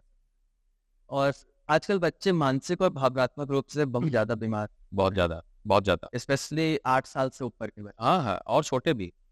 उनको शारीरिक बीमारियां कम दिखती हैं, भी है, मानसिक भाव दोनों है। हाँ, ठीक कह रहे हो। ये वही आज की दुनिया, मोबाइल सबसे बड़ी चीज़, मोबाइल। आप भरोसा नहीं करोगे, वार्ड में बच्चे भर्ती रहते हैं, छोटे छोटे बच्चे, 6-6 महीने, 8-8 महीने के बच्चे मोबाइल के एडिक्ट हैं। बीमार कितना भी हो, उसके सामने मोबाइल चला दो, वो देखता रहेगा, हंसता रहेगा। जैसे ही हटा दो मोबाइल, चीख चीख के दंगा काट देगा पूरी तरह। खाना खिलाने के बीच पेरेंट्स मोबाइल यूज। मोबाइल दिखा के उसको ब्लैकमेलिंग की आदत डालते हैं कि देखो बेटा तुम मोबाइल खाओ तो खा लो, तो वो आदत डालते हैं। यहीं से दिमाग में ब्लैकमेलिंग स्टार्ट होती है, जिद करना, ब्लैकमेलिंग, ये नहीं करोगे तो हम ये नहीं करेंगे, हमको नहीं दिखाओगे तो हम नहीं खाएंगे। तो इसी में ट्रैप पे पेरेंट फंस जाते हैं। वो भी अपना बिजी है, वो पिंड छुड़ाना चाहते हैं, भैया जल्दी से खाए पिए फुर्सत हो तो हम अपना खेलें मोबाइल। उनको मोबाइल खेलना है, व्हाट्सएप चलाना है, तो उनको अपना टाइम बचाने के लिए उसके चाहते जल्दी से फुर्सत हो। ये बहुत बड़ी कच्चा, उसका विजुअल इम्पैक्ट बहुत खराब है। उसका जो कंटेंट है वो तो खराब ही है, बोलने चालने के लहजा, कार्टून कैरेक्टर। तो बहुत सारे बच्चे तो आते हैं क्लिनिक में, कार्टून की तरह बोलने शुरू कर देते, उसी तरह सोचना शुरू कर देते हैं। उनकी थिंकिंग, उनका बोलने का तरीका कार्टून की तरह होता जाता है, इतना ज्यादा इम्पैक्ट है। और अगर नहीं दिया तो दंगा काट देंगे, सर पटक रहे हैं, खोपड़ी पीट रहे हैं, बाल नोच रहे हैं, माँ बाप को मारते हैं, तो आए पीट रहे हैं, मार रहे हैं, और माँ बाप खुश है, भाई लड़का बच्चा है, खुश है। तो मोबाइल एक बहुत बड़ा एडिक्शन है जो आपके सबको कर देगा, डिस्कनेक्ट कर देगा सबसे। बच्चों को मतलब ही नहीं मेरे माँ बाप रहे ना रहे, मोबाइल दे तो उसके बाद आप चाहे कुछ करो, भूखा रख लो, पिए, कोई मतलब नहीं। तो सबसे बड़ा वही, इनफैक्ट बच्चों को क्या, ये एडल्ट को इफेक्ट कर रहा है, पूरी फैमिली का जो ताना बाना है वो सब खराब हो जा रहा है। हम लोग के जमाने में, हम लोग जब दोस्त हुआ करते थे, 4 दोस्त मिल गया तो हंसी मजाक ठक्का खेलना कूदना। अब आज की तारीख में 4 दोस्त मिल गया तो एक कोने में चारों बैठ के अपना एडवर्टाइज कर दिया, वो एक उसको फॉरवर्ड कर रहा है, वहीं बैठे बैठे वहीं फॉरवर्ड कर रहा है, देखो ये देखो वो देखो। तो ये एक है इम्पैक्ट। ये भी बहुत बड़े नशे में आएगा, एडिक्शन में। और विदेशों में शुरू भी हो गया, हिंदुस्तान में भी शुरू होगा कि इसका भी डी एडिक्शन कैंप लगेंगे। जैसे स्मैक और हेरोइन के डी एडिक्शन के कैंप होते हैं, वो इसका भी होगा। और है, मैं तो हमारे एक सीरियस लेवल के मेंटल डिसऑर्डर के बच्चे ऑलमोस्ट महीने में 2-3 तो मुझसे टकरा जाते हैं, जो कि बिल्कुल एकदम मोबाइल के बगैर पागल हो जाते हैं। मार दे कहो, माने इवन अगर उनका नजरिया, अगर माँ बाप अलर्ट ना रहे तो वो माँ बाप को मार भी सकते हैं। मोबाइल इस लेवल तक के पहुंच जाते हैं, ये भी खतरनाक लेवल अचीव कर लेते हैं। सुसाइडल टेंडेंसी, सुसाइड, हाँ, थोड़ी सी गलती शुरू से ही, ध्यान न रखना, इंटरेक्ट ना करना फैमिली में, मिलजुल के ना रहना, और सोसाइटी का स्ट्रेस। एक तो जो दोनों लोगों का जो काम करने का परंपरा है ना, कि माँ भी नौकरी कर रहा है, बाप भी नौकरी कर रहा है, पिताजी भी कर रहे हैं, ये सोसाइटी को सबसे बड़ा नुकसान करेगा, सबसे ज्यादा। लेकिन आपके इसी बयान पे लोगों का विरोध भी रहेगा। कुछ चारा नहीं है, आप कैसे करोगे? अगर देखो, जब तक हम लोग सिंगल पिताजी कमाते थे, माँ घर पे रहती है, तो माँ का काम था देखना, माँ को देख रही, बच्चे पढ़ा रही, तमीज तहजीब गीता रामायण शास्त्र पढ़ाना उसका काम था। दादी है, वो है। अब माँ भी चली गई ऑफिस, पिताजी भी चले गए ऑफिस, बच्चा घर में मेड सर्वेंट के अनाथ है या क्रैश में पड़ा हुआ है, तो उनको तो वो अफेक्शन और केयर तो नहीं दे सकते। बच्चा भी देख रहा घर में माँ बाप नहीं रहते, शाम को आया तो माँ को भी अपराध बोध तो देखो सबको रहता है कि मैं नौकरी करती हूँ, बच्चे, तो वो अपराध बोध का उल्टा रिस्पॉन्स होता है, लौट के आते बच्चे जो मांगा सो दे दो भैया, हम लौट के आए तो दे दो, अच्छा ये चाहिए ये ले लो, अच्छा ये चाहिए ये ले लो, अच्छा क्या खाना है, चिप्स खाना ले लो, कुरकुरा खाना ले लो, पेप्सी पीनी ले लो, पिज्जा मंगा दे ले लो, बेटा खुश हो जाओ, तो रो मत, खुश रहो। तो वो जिद्दी बना, तो एक ये एक बहुत बड़ा जो हमारा जो ताना बाना है ना समाज का, ये बहुत बड़ा नुकसान करेगा हमको। इकोनॉमी तो बढ़ानी है, और जो 5 ट्रिलियन इकोनॉमी की बात चल रही है, क्योंकि आपको देश को आगे ले जाना है। हिंदुस्तान की परिस्थिति इस तरह की नहीं है कि आपके पड़ोसी पड़ोसी इतने शानदार हैं कि अगर आप जरा भी आर्थिक रूप से कमजोर हुए और आप गए, तो आपको अपने आसपास के पड़ोसियों से मिलकर हिंदुस्तान को करने के लिए मजबूरी है आपकी कि आप इकोनॉमी को और बढ़ाते जाएं, ताकि आपकी पावर ऐसी हो कि दुनिया में आपकी सुनी जाए। और आप जब इकोनॉमिकली स्ट्रांग होंगे तभी आपकी आर्मी स्ट्रांग होगी, तभी आप होंगे, तभी आप पड़ोसियों से मिलकर चैन से रह पाएंगे, नहीं तो आपके पड़ोसी बहुत खतरनाक है। तो ये तो हमारी मजबूरी है, मगर उस मजबूरी में जो योगदान सबको देना पड़ेगा, सेक्रीफाइस सबको करना पड़ेगा, हर को सेक्रीफाइस करना पड़ेगा। और जो सबसे बड़ी कीमत हम चुकाएंगे वो यही चुकाएंगे, एक घर में माँ बाप दोनों को नौकरी करनी पड़ेगी, क्योंकि आपको गाड़ी भी खरीदनी है, उसका भी सपना है, मोबाइल भी महंगा चाहिए, कार भी अच्छी चाहिए, फ्लैट भी अच्छा हो, इंटीरियर भी उसका बहुत बढ़िया हो। तो मटेरियलिस्टिक वर्ल्ड की तरह हम हैप्पीनेस इंडेक्स में नीचे जाते जाएंगे, इसमें भले बढ़ जाए, मगर ये चीज बहुत ज्यादा नुकसान करेगी कि आप कैसे सिखाओगे। तो इसे मैनेज भी किया जा सकता है कि जरूरी नहीं है कि आजकल के समय में कोविड के बाद से कि दोनों ही ऑफिस जाएं, बट ये समझाना थोड़ा सा नहीं, सब जगह पॉसिबल नहीं, सब जगह नहीं होता, लेकिन वर्क फ्रॉम होम भी टाइम खाता है। अब 8 घंटे अगर वर्क फ्रॉम होम ज्यादा टाइम। बहुत टाइम खाता है, वो तो अमेरिका के टाइम से चलेगा। हाँ। तो आपका दिन भी गया इसमें और रात गई उसमें, तो आप कब सोएंगे? आप खुद मेंटल हो जाएंगे। पहले बात तो वर्क फ्रॉम होम की जो कल्चर हो गई है, जो अमेरिका के टाइम के हिसाब से, यूरोप के टाइम के हिसाब से यहाँ काम करते हैं, पैसा गुरूप अच्छा मिलता है, मगर उनकी लाइफ सोचिए क्या होगा, हेल्थ पे क्या बुरा इफेक्ट पड़ने वाला, कितने साल तक चला लोगे? दुनिया में जितने भी मेटाबॉलिक डिसऑर्डर्स हैं, मेटाबॉलिक डिसऑर्डर माने जिनमें बॉडी की पूरी सारे कई ऑर्गन मिलकर इफेक्ट करते हैं, जैसे थायराइड बहुत ज्यादा है, ब्लड प्रेशर बहुत ज्यादा है, डायबिटीज बहुत ज्यादा है, या वजन ज्यादा होना, ओबीज होना, ये जितने मेटाबॉलिक डिसऑर्डर्स हैं, इन सबके मैनेजमेंट में जो 3 बातें सबसे ज्यादा आ रही हैं जो इलाज में, वो होती है, एक होती है स्लीप, एक होती है डाइट और एक होती है एक्सरसाइज। स्लीप सबसे ऊपर है। पहली चीज स्लीप, अगर आपकी स्लीप गलत टाइम पे है या एडिक्वेट नहीं है, तो ये डिसऑर्डर आपको नाक पे दम करके रख देंगे, कंट्रोल नहीं कर सकते आप। ज्यादा तस्लीफ स्वास्थ्य में हो सब गड़बड़ है। नंबर 2 पे है डाइट, नंबर 3 पे है एक्सरसाइज। तो स्लीप सबसे ऊपर है। आपने स्लीप का पैटर्न बदल गया, मोबाइल की वजह से ये भी हो गया, रोज 12 साढ़े 12 गाड़ियां हो गई, सबके पास घूमना फिरना रात में हो गया, आंख झुकी जा रही है लेकिन मोबाइल स्क्रॉल हो रहा हाँ। Early to bed and early to rise जो था, वो बहुत सोच समझ के बनाया हुआ था, वो मजाक नहीं था। उसको आपने देहातियों की गिन दिया ना कि हिंदुस्तानी क्या होते हैं, अमेरिका की कल्चर है, रात में क्लब जाते हैं, पब में जाते हैं, पार्टी करते हैं, 2 बजे लौट के आते हैं, उसके बाद जो शरीर का और सेहत का हाल होता है वो सबने देखा। अब वो लोग वापस उस पर चले आए, हम लोग अभी उस रास्ते पकड़ रहे हैं, हम लोग अभी उनकी तरफ। अभी फॉलो कर रहे हैं उनको। सर जैसे आपने अभी बात कही कि भारतीय कल्चर, तो इस पे एक प्रश्न आ रहा है कि उद्देश्य के आधार पर अगर देखें तो एलोपैथी डॉक्टर उसका भी उद्देश्य होता है कि हमारा जो पेशेंट है वो स्वस्थ हो जाए, उसके लिए जरूरत पड़ती है इंस्ट्रूमेंट्स, ये तो काटना पड़ता है या मेडिसिन देनी पड़ती है। आयुर्वेद में भी वही है, डॉक्टर का उद्देश्य है कि पेशेंट स्वस्थ हो जाए। तो इन दोनों पद्धति में युद्ध क्यों बनना है? ये बड़ा इंटरेस्टिंग सवाल है, हमेशा रहेगा, और इसका एक बहुत अच्छा जवाब दूंगा। ये बहुत कम लोग सोचते हैं, आयुर्वेद और एलोपैथिक दोनों साइंटिफिक ब्रांचेस, दोनों। बाकी पैथी में है पेच, होम्योपैथिक मैं नहीं जानता, होम्योपैथी की दुनिया में कुछ साइंटिफिक फैक्ट प्रूव नहीं कर पाए कि क्या तरीका है काम करने का। आयुर्वेद और होम्योपैथी की लड़ाई, आयुर्वेद और एलोपैथी की लड़ाई टोटल एक फॉल्स प्रोपोगंडा है। टोटल मैंने सिर्फ पैदा किया हुआ। जिस जमाने में फैक्ट्रियां नहीं थी, इंडस्ट्रियलाइजेशन नहीं था, तब आयुर्वेद ही था। आपको कोई बीमारी हुई, मान लीजिए मलेरिया हो गया, तो मलेरिया आपको पता है कि इसका इलाज कुनीन है। तो कुनीन कहाँ से आया? पेड़ के, कुनीन पेड़ की छाल से आया, छाल को उसको फैलाया तो उससे कुनीन निकला, तो हमने खिलाया। ठीक है। आपको और हार्ट की बीमारी डिजिटैलिस चलती है, हार्ट की बीमारियों में डिजिटैलिस दवा आती है, वो डिजॉक्सिन है, वो भी प्लांट का प्रोडक्ट है, उससे प्रोडक्ट होती आती है। ऐसी दवाइयां वो लोग बनाते थे। तो उस जमाने में फैक्ट्री नहीं थी, केमिकल फार्मूला नहीं पता, तो पता था ये। और ये सिस्टम कितना टेढ़ा है, अगर आपको कुनीन की गोली बनानी हो तो कितने किलो बार कुनीन की पेड़ की छाल लोगे, फिर उसको पकाओगे, उसको उबालोगे, उसके बाद एक गोली बनेगी। अच्छा, एलोपैथ में क्या था, उन्होंने ये पकड़ लिया कि कुनीन का फार्मूला क्या है, ये फार्मूला है, इसको हमने फैक्ट्री बना दिया, रासायनिक गुणधर्म उसके देख लिया। तो तुम पेड़ की छाल उबालोगे, इतने सारे पेड़ काटोगे, तो कितनों को मिल पाएगी? मान लो मलेरिया पूरे अफ्रीका में रैम्पेंट है, अगर वो कुनीन की छाल के भरोसे रहे तो कुनीन पेड़ तो दुनिया में एक महीना में खत्म हो जाएगा। संभव। और क्या कॉस्ट होगी गोली की? ये जो गोली की 4-5 रुपए में मिल जाती है, ये 4000 रुपए में नहीं मिलेगी ये गोली।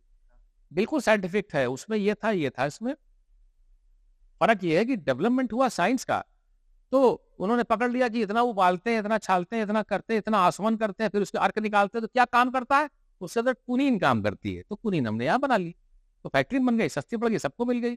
दोनों बिल्कुल है। एलोपैथिक आयुर्वेद में क्या हुआ कि जब हिंदुस्तान में विदेशियों का आक्रमण हुआ, आक्रांता है, तो इसका फर्दर विकास पर रुक गया, अंग्रेजों के पास चला गया, अंग्रेज हमसे लूट लाट के लेकर उन्होंने रिसर्च कर दी। अगर एलोपैथ में रिसर्च हो रही होती तो आज की एलोपैथी होती, अगर आयुर्वेद में रिसर्च चल रही होती एलोपैथी बन जाती वो भी। भाई फैक्ट्रियां हो गई इंडस्ट्रियल, वो में पकड़ लिया वो बना लेते। आपने सर्जरी करते थे ना, सुश्रुत जी ने भी सर्जरी करी, master of surgery, father of surgery. उस जमाने में उन्होंने कैटरेक्ट की सर्जरी निकालनी, नेजर ठीक कर दिया, वो कर दिया। तो इंस्ट्रूमेंट उस जमाने में थे, तो वो इंस्ट्रूमेंट बढ़ते बढ़ते एंडोस्कोप हो गया, वो आ जाते, ये उनके पास हो जाते, वो भी उनके पास हो जाते, विकसित होते। तो ये बात है कि ये विकसित यहाँ हुआ, वो वहां हुआ, उस हिस्से में हुआ, तो दोनों लड़ने लगे आपस में। ये फालतू की लड़ाई का कोई लेना देना, दोनों साइंटिफिक है। एक में इनका युद्ध आधार नहीं, कोई ये जबर, ये फालतू का कंफ्यूजन है, आपस की लड़ाई। अगर एलोपैथ को माने आयुर्वेद को विकसित होने दिया जाता तो जो आज एलोपैथ है वही बन जाती, आयुर्वेद भाई वही होती ना। आप जो प्लांट से एक्सट्रैक्ट से निकालते तो हम केमिकल फार्मूला निकाल लेते, लैब में हम फैक्ट्री बना देते जाके, इतने पेड़ बच जाते और सस्ती बहुत हो गई, नहीं तो बहुत महंगी हो जाती है। इस समय हो भी रहा है, हो भी आयुर्वेद रहा का है। भी tablet.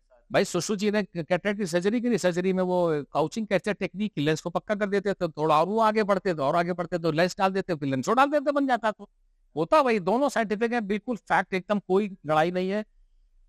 Prevention is better than cure, allopath में तुम कहते हो, तो आयुर्वेद में तो उससे पहले है। हमें उठना बैठना खाना पीना जीवन शैली, रात में early to bed early to rise, उठना कैसे खाना है, क्या पीना है, सब सिखा रखा है। क्या प्लांट से खाना है, क्या चीज नहीं खानी है, वही उसमें, वो उसमें भी है। उसमें थोड़ा बीमारी बात पता चलता है, पहले बता देते थे कि बड़ों बीमार पड़ो, तो कोई भी नहीं है, सिर्फ एक ये पैदा की लड़ाई है जबरियन की। और पता नहीं इसमें देश धर्म थोड़ा और आगे आ जाता है तो थोड़ा और हवा मिल जाती है। बाकी फैक्ट बेस्ड बेसिन है, दोनों दोनों फैक्ट बेस्ड है, कोई हवा तुक्के में बात नहीं करता है। ये भी फैक्ट बेस्ड है, यहाँ भी प्रूव करना पड़ता है कि ये बताओ कि अगर हुआ तो सब में होने चाहिए, जैसे कोई इसमें था, कोई अंतर नहीं था, बस इधर विकसित होने का मौका नहीं मिला। ये इसके आगे का पार्ट वहां विकसित हो गया, यहाँ हम लोग का विकसित होने, दोनों एक दूसरे के पूरक। एक ही चीज है, वो विकसित होने के बाद आगे वहां बढ़ गई, नहीं तो वहां विकसित हो जाती। एलोपैथ को कह सकते हैं कि ये क्रीम पाउडर लगा लिया, वो नहीं लगा। हाँ मैंने एक स्टेज के बाद डेवलपमेंट यार हो गया, इसके बाद का काम वहां होना शुरू हो गया, ये बंद हो गया यहाँ। अब एक नुकसान की बात बस थोड़ी सी बस ये कि अब जो आजकल आयुर्वेद दिख रहा है, वो आयुर्वेद को बेच रहे हैं, आयुर्वेदिक इलाज नहीं कर, आयुर्वेद को लिटरली बेच के पैसा कैसे कमाया जाए, कैसे भावनाओं को उठाया जाए, वो कर रहा है। कुछ भी अनाप शनाप बोल देते हैं आयुर्वेद के नाम पे, ये ले लो वो ले लो। रात में आप 11:30 बजे टीवी खोलिए तो ऐसी बिक रही है आयुर्वेद की, जैसा लगता है पता नहीं क्या करते हैं। आयुर्वेद विज्ञान आधार की जगह भावना आधार। भावना का था, वो एक्सप्लॉइटेशन, उसकी को एक्सप्लॉइट कर रहे हैं आपकी भावनाओं को, और उसको राष्ट्रवाद से और जोड़ दिया तो और ऐसी कसर हो गई। बेसिकली दोनों वर्ड का एक नाम बलबद है, दोनों आयुर्विज्ञान है। हाँ। आयुर्विज्ञान है, कोई आयुर्वेद एक और वो है, वो अलग है नहीं। एलोपैथी इज आयुर्विज्ञान, और ये भी आयुर्विज्ञान है। जो अब मानव शरीर को रहने में, स्वस्थ रहने में मदद करे, वही पैथी सही है, वही सब है, वही आयुर्विज्ञान है। वो दोनों आयुर्विज्ञान का पार्ट है, वो उसके तरीके से, उसके वो नेचुरल से लाते थे, ये उसी का वो निकाल रहा है, मिल गया। मैंने उसका वेट ढूंढ लिया क्या चीज काम करती है, क्योंकि अगर ये ना होती तो जो जितनी दवाइयां अवेलेबल है, ये तो राजा महाराजाओं को अवेलेबल भी पाती, गरीब आदमी खरीद ही नहीं पाता। आयुर्वेद में तो अच्छे मरीज के लक्षण में एक लक्षण ये भी है कि वो रईस धनवान। क्योंकि जो भस्म वस्म डाल के जो बनाने का तरीका है आसवाट, बहुत महंगे तरीके है, आसान नहीं उसको कर पाना। तो अगर उसमें एक गोली की कॉस्ट होगी, 4-5 हजार रुपए से कुनीन गोली ना मिल रही होती आज। मलेरिया का आधे पूरे हिंदुस्तान की क्या पूरे विश्व की पॉपुलेशन निपट गई होती कि कुनीन क्या ही नहीं, इतने पेड़ नहीं बचते। एक पेड़ बनने में 20 साल लगता है, छांट के काट खत्म, खत्म कर देते, और यहाँ केमिकल फार्मूला बच गया तो सारे पेड़ बच गए। तो ये बहुत डिफरेंट, दोनों सेम चीज है। ये दोनों की लड़ाई बस ये है कि ये हिंदुस्तान में विकसित होने इस लेवल पे रुक गई, इसके बाद इन्होंने इससे आगे काम शुरू कर दिया, ये आगे चला गया, तो वो हो गया। अगर सुश्रुत जी के बाद सर्जरी डेवलप हो रही होती तो जितने इंस्ट्रूमेंट आजकल ले आए, एंडोस्कोप ले आए, ERCP करके निकाल लिया, ब्रेन में घुस गए, ये सब वो भी डेवलप कर लेते। समय की बात थी, वो जगह की बात थी, डेवलप ये भी हो जाते, एक से एक इंस्ट्रूमेंट, महीन CT स्कैन हमारा, सब डेवलप हो जाता, सब होता। तो वो वहां डेवलप हो गया, यहाँ हो गया, दोनों लड़ने लगे बैठ के, और कुछ नहीं इसका समझदार इस लोग बहस में नहीं के पड़ना। बीच में हाँ आप बिल्कुल, आप अपना फायदा देखिए, और आयुर्वेद का जो अच्छा पार्ट है वो आप आजमाइए, और जरूरत है तो इसमें जाइए। Integrated approach. इंटीग्रेटेड अप्रोच है। आयुर्वेद का विकास एक लेवल पे जाके रुक गया, हमको सबको पता है कि क्यों रुक गया। 1200 साल गुलाम रहे, आपको कोई नहीं पूछने वाला, आप पढ़ने वाले नहीं, संस्कृत तक नहीं आती तो पढ़ोगे कहाँ से? हमें तो संस्कृत भी नहीं आती ना, उल्टा सिद्धार्थ जो भी बता जो भी बता दे मानना पड़ेगा कि उसमें लिखा है, कुछ भी कह दो कि वहाँ लिखा है, कौन देखने जा रहा है वहाँ कहाँ लिखा है। कई बार सुबह मैसेज आता है भगवत गीता में ये लिखा है, आप कहाँ लिखा है? अगर कृष्ण जिंदा होते कहते अब ये तो हम बोले ही नहीं। हमने कभी नहीं बोला कहाँ लिखा है। हाँ। तो वही बात है, इसमें कोई लड़ने की वो उसको नहीं, आप इससे फायदा मिलता है, इससे मिला लो, इसका जो तुम नहीं मिलेगा वो उसमें है ये समाधान। फैक्ट बेस्ड बहुत है, ये दोनों फैक्ट बेस्ड है। इसमें थोड़ा ढकोसला बहुत बढ़ गया, अब असली ज्ञानी नहीं रह गए, उतने अच्छे वैद्य नहीं रह गए। साउथ इंडिया में जरूर बहुत अच्छे, लेकिन वो इसमें बस इसको एक्सप्लॉइटेशन बढ़ गया। अब अखबारों में विज्ञापन देखो फटे पड़े हैं, कोई लॉजिक नहीं, कोई मैन्युफैक्चरर का नाम नहीं, बस कोई तेल बेच रहा है, कोई गोली बेच रहा है, कोई के किनारे वो अखबार में देखिए विज्ञापन सालों साल से, एक एक प्रोडक्ट के सालों साल से आ रहे हैं। रात को अगर बड़े बड़े विज्ञापन, बड़े बड़े, कोई हाइट बढ़ाने की दवा बेच रहा है, कोई मोटे पे की दवा बेच रहा है, कोई दुबला पतले की बेच रहा है, आयुर्वेद के नाम कुछ भी पे, तो सब गवर्नमेंट ने छूट दे रखी है, ये थोड़ी कमी है। रात में 11:30 बजे कोई आधा आधा घंटे तक अगर 6-6 चैनल किसी आदमी ने बुक कर रखे हैं सालों से, कि रात को आधा घंटे वो आएगा, 6-7-8-8 चैनलों पे आएगा, सोचिए कितना पैसा फूक फूक रहा है वो। इतना पैसा उसके पास कहाँ से आ रहा है? कुछ भी कर दिए, हरे रंग का एक टैग लगा दीजिए, आयुर्वेदिक हो गया। हाँ, मैंने आयुर्वेद को बेचने वाले ने सबसे ज्यादा आयुर्वेद का नुकसान किया। सबसे ज्यादा नुकसान आयुर्वेद के नाम पे बेचने वालों ने कर रखा है, कि जो बगैर जाने समझे बस कुछ भी हर चीज की गोली बना दी। कोई बीमारी का नाम सुना, बीमारी का नाम आज सुना, गोली उन्होंने बना दी कट से, और बता दिया कि आयुर्वेद। अरे भैया, जब पहले बीमारी का नाम ही नहीं पता आज तक, तुमने कब रिसर्च कर ली, कब बना दी, कुछ तो बता दो भाई। कुछ तो आधार, हाँ, कुछ भी लिख दो तो ये है दिक्कत। खैर, दुनिया ऐसे चलती है। इस रूप में आ गई है बात, तो बच्चों पे हम लोग फिर से आएंगे। आजकल एक मुद्दा और चला है स्वामी रामदेव जी का, उन पे सुप्रीम कोर्ट ने भी काफी किया है, कोविड ये लेके मेडिसिन, तो उसमें आपका क्या है? मैंने रामदेव बाबा अच्छा काम कर रहे थे, बढ़िया, उन्होंने योगा को बहुत दुनिया में पॉपुलराइज किया, कोई डाउट नहीं है कि योगा को प्रोपेगेट करने में बाबा रामदेव जी का बहुत बड़ा हाथ है, और उन लोगों ने वाकई सबको करना सिखाया, अवेयरनेस तो उन्होंने लाई। मगर मैं वही बात फिर कहूंगा कि दोनों पैथी एक है, दोनों का काम वही है, दोनों को लड़ाई भिड़ा के आपस में ये वो है, वो सब कर करा के ना स्पेशल फालतू का कंफ्यूजन, वो उसको गाली दे रहा है, वो सब आयुर्विज्ञान है, सब मानव कल्याण के लिए बने हैं, आपको दीर्घायु होने के लिए बने हैं, और जितना भी जीवन रहे वो स्वस्थ रहे, आप सुखमय जीवन रहे, दोनों उसके लिए बने हुए। फालतू लड़ाई करके ये सब, यहाँ पे भाई कमर्शियल इंटरेस्ट आ जाता है मामला, कि किसी को अपने उससे प्यार नहीं है, कि हम इसके प्यार है। पैसा बहुत बड़ी चीज है, पड़ा था भैया। कुछ भी करा सकता है। तो ये कंट्रोवर्सियां क्रिएट की जाती है, मगर हमसे बचना चाहिए, दोनों लोगों को बचना चाहिए। हम ना इनको उस पैथी को गाली देना, कोई पैथी बुरी नहीं है, किसी की नीयत खराब नहीं है, दोनों बहुत अच्छी हैं।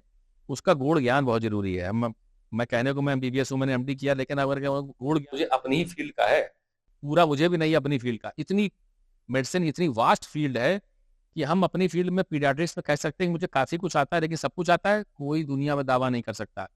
तो पीडियाट्रिक्स तो छोटी सी फील्ड है, जरा बगल में हट जाओ, आंख नाक कान हड्डी कुछ नहीं आता है। तो इतना वास्ट है, इतना तेजी से चेंज हो रहा है, तो बहुत गुड साइंस है, बहुत साधना के बाद आप उस कह सकते हो कि हाँ भाई, हम इतने मरीजों की इन चीजों को मैं छू सकता हूँ, इनको मैं देख सकता हूँ, या मैं सबसे बड़ा ज्ञानी जो यही बता दे कम से कम कि ये मेरे बस का नहीं है। यही ज्ञान आ जाना बहुत बड़ी बात है, जो कहते हैं कि नहीं यहाँ तक तो मैं छू सकूँ, इसके बाद वही समझ लो सबसे बड़ा डॉक्टर है, जो ये जान जाए कि नहीं ये मेरे बस का नहीं, इसको कुछ और है। इतना भी जान जाना एक अपने आप में बहुत बड़ा ज्ञान है।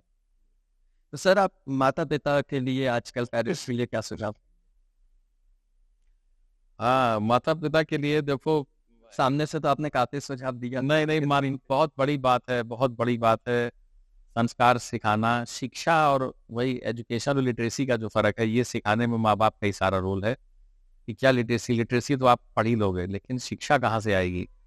हमारे समाज से जोड़ना, दोस्तों क्या होते हैं, माँ बाप क्या होते हैं, बुजुर्गों का सम्मान क्या होता है, माँ बाप की कैसे चिंता की जाती है, देखभाल रखना, समाज में मिल के रहना। और अगर एक ही चीज सिखा पाए, सबसे बड़ी बात, कि जो बहुत जरूरी है कि स्वार्थी मतलब भर के रहो, उतने स्वार्थी रहो कि आपके किसी भी एक्ट से, किसी भी कर्म से या क्रिया से किसी दूसरे को कष्ट ना हो, उतने देर तक स्वार्थी रहो, कोई दुनिया में कोई दिक्कत नहीं है। मगर अगर हमारे स्वार्थ से आपको कोई दिक्कत हो रही है, चाहे मेरी बोली से, चाहे मेरे रुपए से, पैसे से, काम करने से, इसका मतलब ये गड़बड़ है, ये नहीं होना चाहिए।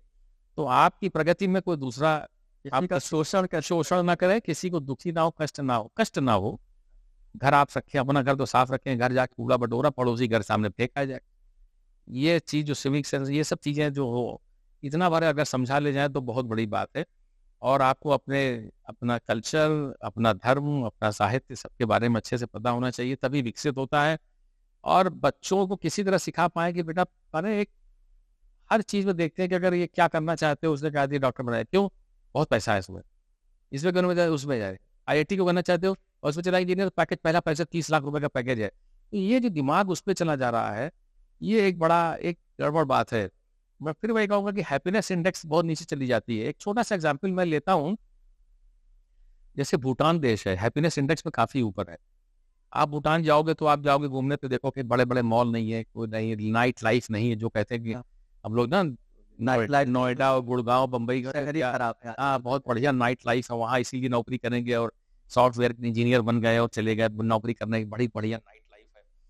वहाँ पे सब नहीं है, मगर हैप्पीनेस इंडेक्स बहुत ऊपर है वो। और माने वो यहाँ तक कि जैसे दुनिया में हम लोग चाहिए खूब टूरिस्ट आए, खूब व्यापारी आए, खूब व्यापार बढ़े, खूब पैसा कमाएँ। वो लोगों क्या है, एक लिमिट से ज़्यादा टूरिस्ट बढ़ते हैं, तुरंत वो परमिट देना बंद कर देते हैं कि भाई ये भीड़ बहुत हो गया, परमिट नहीं। जब थोड़े ये निकल जाएँगे वापस तब थोड़े परमिट इश्यू करेंगे। तो जीवन बहुत अच्छा है, खुशी है, मस्त है, बढ़िया वातावरण है, सब रह रहे हैं, खाने-पीने को सब है मतलब भर का। तो लेकिन अब अगर हम जाएँगे तो उनको सिखाएँगे, अरे यार तुम्हारे यहाँ क्या है? तुम्हारे यहाँ तो गाड़ी नहीं है, तुम्हारे यहाँ तो नाइट लाइफ नहीं, तुम्हारे पास तो ये नहीं, तो हम उनको सिखाएँगे कि तुम सुखी नहीं हो। जबकि बेसिकली उनको बहुत बड़ा वो खुश हैं उसमें, मस्त हैं। ये चीज़ सीखने में समय लग जाता है, उम्र लग जाती है पूरी समझने में और हम सब भी जो है वो धीरे-धीरे सब सीखेंगे।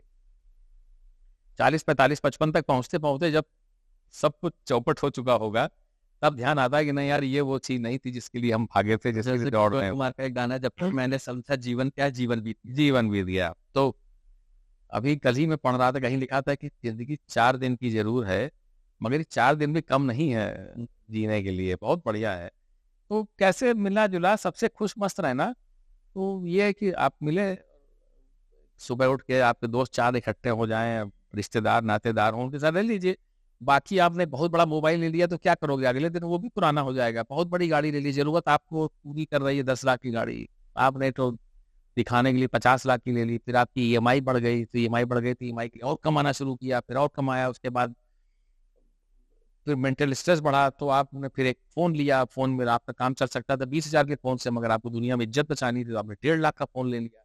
तो 1.5 लाख के फ़ोन का आप 5% फंक्शन यूज़ नहीं कर पा रहे हैं, सिर्फ व्हाट्सएप चला रहे हैं और फ़िल्म बना रहे हैं, वीडियो बना रहे हैं और क्या कर रहे हैं?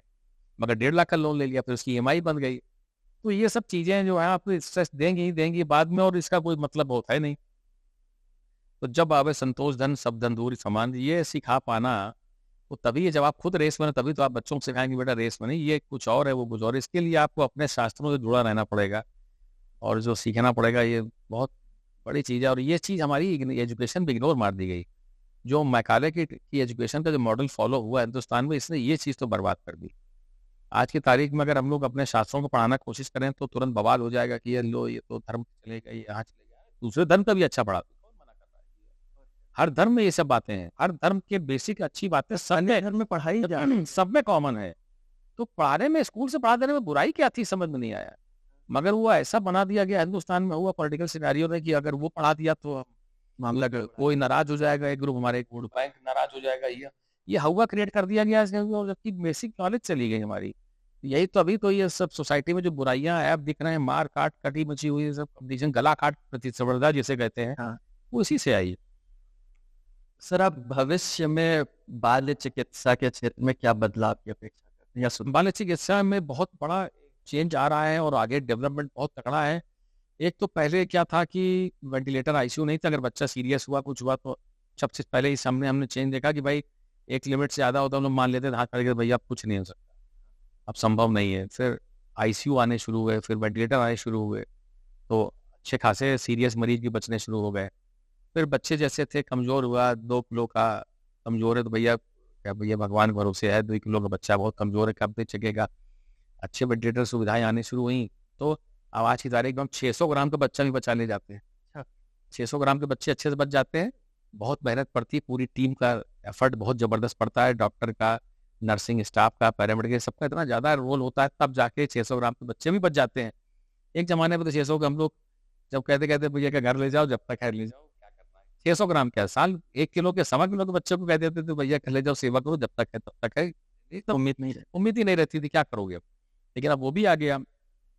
अब जो नया ट्रेंड एक आ रहा है दूसरा और, कि बीमारियों को तो पैदा होने से पहले ही कुछ हर बीमारी का कुछ ना कुछ कारण होगा, तो कुछ ना कुछ जेनेटिक लेवल पे होगा कारण।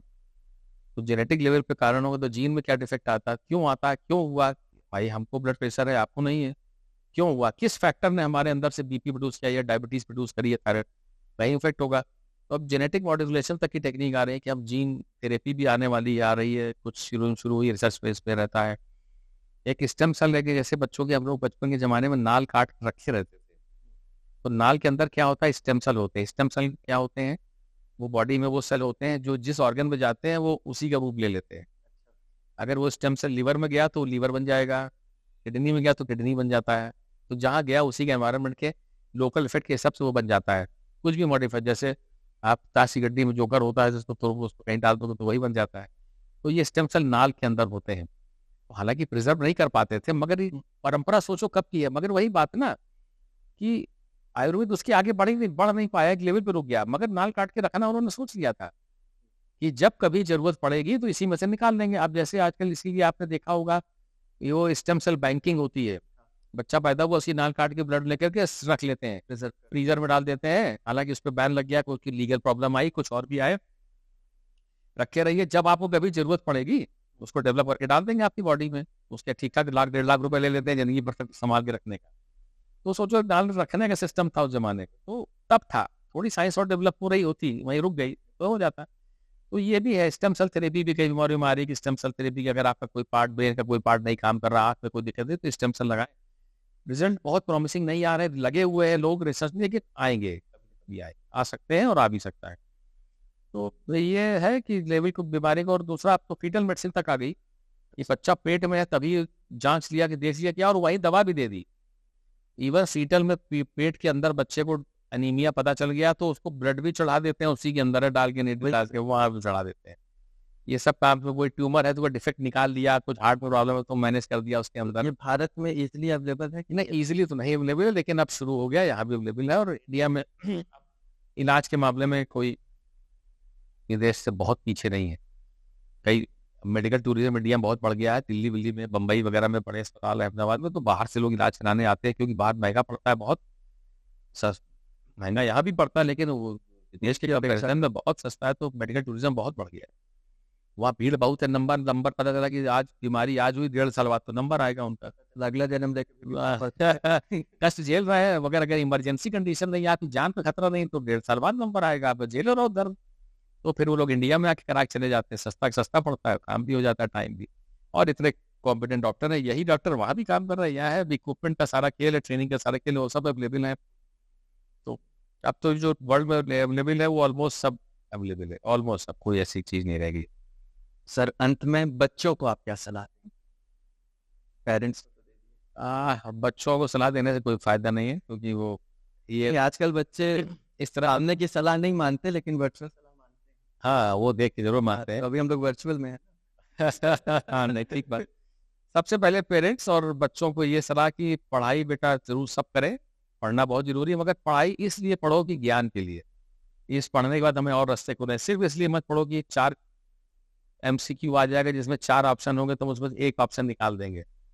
कोशिश ये करें कि सब्जेक्टिव राइटिंग आनी चाहिए। ऐसे राइटिंग जैसे UPSC का एग्जाम होता है, लोग ऐसे राइटिंग, जब आप ऐसे राइटिंग की बात करते हैं तो लड़का GS के लिए पूरी दुनिया की सारी चीजें खंगाल डालता है।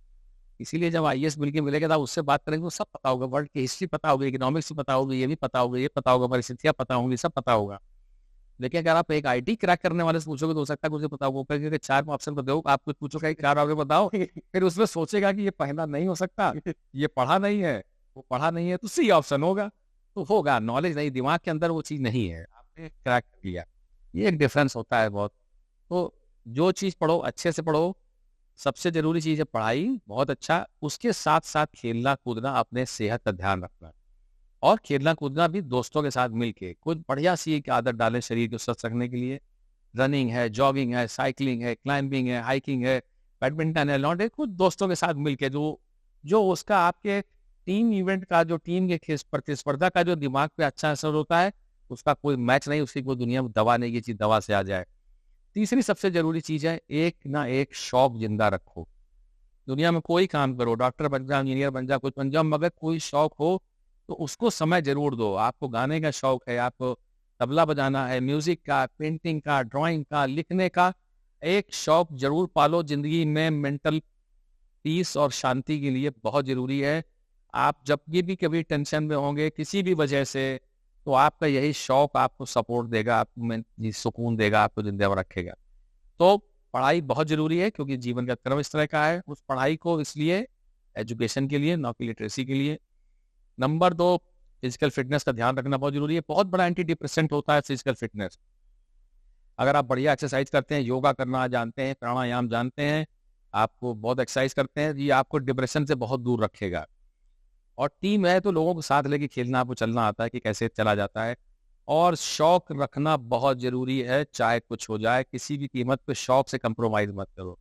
अभी हमारा देश थोड़ा-सा विकसित होने की स्टेज में है, मार-काट मची है, 144 करोड़ की पॉपुलेशन है, अपॉर्च्युनिटी कम है। तो हम लोग का अभी हमारी टेंडेंसी क्या है कि पहले पैसा कमा लो, शौक होगा रहेगा, रहेगा, नहीं रहेगा, नहीं रहेगा। अब मेरा मन करता है बैडमिंटन खेलने का, मगर वो छूट गया तो छूट गया, खत्म हो गया। आपको गाने का शौक है लेकिन नहीं, समय नहीं है, दौड़ रहे हैं, भाग रहे हैं, यहाँ भागे, वहाँ भागे। गुड़गाँव में, बैंगलोर में नौकरी कर ली, सुबह का 1.5 घंटा जाम में सुबह पसीज गए, शाम को कहाँ शौक रहेगा। विदेशों में अभी थोड़ा उल्टा है, वो लोग इस लेवल से ऊपर उठ चुके हैं। वो लोग अब इस स्टेज से उठ चुके हैं कि नौकरी मिलेगी, तो उनके यहाँ क्या है कि शौक तो पहले रखेंगे, नौकरी वही करेंगे जिसमें शौक बचा रहे, और शौक को ही नौकरी बना लेंगे, इसी को पेशा बना दे, इसमें पैसा कमा लेंगे। तभी बहुत डेडिकेटेड म्यूजिशियन, साइंटिस्ट सब वहीं आपको ज़्यादा मिलते हैं। ये अपने यहाँ ही आने में अभी समय लगेगा। जब आप एक फील्ड में घुस जाते हैं, जो आपका शौक होता है, आप उसकी रिसर्च जो करते हैं, उसी में एक्सेल करते हैं। तो बड़े-बड़े साइंटिस्ट, आर्टिस्ट, लिखने वाले सब अच्छे-अच्छे वो पौधे हुए जिन्होंने उसको शौक को अपना प्रोफेशन बना लिया। कुमार विश्वासी हिंदी जहाँ गरीबों की होती थी, अमीरों की कहाँ से बना दिया? कुमार विश्वास माने बहुत बड़ा एग्ज़ाम्पल है कि कुमार विश्वास जी के पहले वाले कवियों में और कुमार विश्वास जी के लेवल में, फीस में इतने गुने का अंतर है जो कभी आप सोच नहीं सकते। आकाश पाताल का अंतर है, जमीन आकाश आसमान तक भी। बिल्कुल, जो गैप है नंबर 1 कुमार विश्वास है और उसके बाद जो नंबर 2 मैं अपने एक्सपीरियंस से कह रहा हूँ मतलब कोई ये फैक्ट फैक्ट नहीं है मगर जो परसेप्शन है लोगों का, जो ऐसा मैं महसूस करता हूँ, जो सुनते हैं, जो समझते हैं जो है, इसको बिल्कुल भी ऑफ़िशियली ना माना जाए। तो वो है कि इतना अंतर है कि गैप की कोई कोई आस-पास नहीं है। तो इस लेवल तक पहुँचाए एक बहुत बड़ी अच्छी बात है। औरों की भी होगा कि सबको सम्मान मिलेगा, सब बढ़ेंगे। एक शौक को ही प्रोफेशन एक्सेल बना। हाँ, शौक को प्रोफेशन जब बना लोगे तो हमेशा उस फील्ड में एक्सेल करोगे। हमेशा एक्सेल करोगे जब शौक प्रोफेशन अगर नहीं भी है मान लो, मगर शौक ज़िंदा रखो, वो तुम्हारे बुरे समय में हमेशा शौक तुम्हारा काम बहुत काम आएगा। जब भी आप मेंटल स्ट्रेस में होंगे, अकेले होंगे, दुखी होंगे, किसी चीज़ की टेंशन होगी, तो जो आपका शौक है वो आपको बहुत बड़ा हिम्मत देगा और आपको खुश रखेगा। बहुत-बहुत धन्यवाद सर, अपना कीमती समय हमें देने के लिए। इतनी बढ़िया विषय को उठाने के लिए और उसके लिए मैं बहुत-बहुत धन्यवाद आपका भी। योग शास्त्री से जुड़े रहिए और इसी प्रकार के और भी एपिसोड्स जल्द ही आप